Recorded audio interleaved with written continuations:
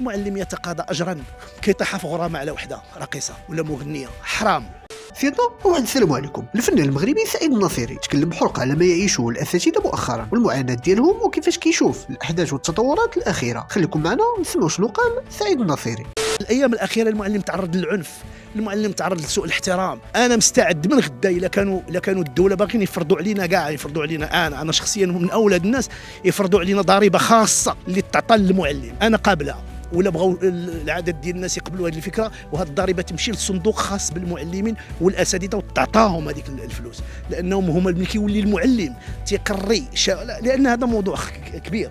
ملي كيولي المعلم تيقري الامه كلها وما قادرش يقري ولادو، هذه راه خطيره. هذه ديال الكزار وكيتعشى باللفت. انا كنعرف معلم مسكين تيقري ولاد الناس ولكن ولادو ما قادرش يقريهم، كتبه ما قادرش يشريهم اليوم في بعض الاحيان لان ظروفه ما كتسمحلوش، لانه كاري. المعلم كيفاش بغيتي هذا يركز هذه كلها اشياء. وكيف العاده خلوا لنا ارائكم وتعليقاتكم حول هذا الموضوع وتابعونا على قناه ميكرو مغربي.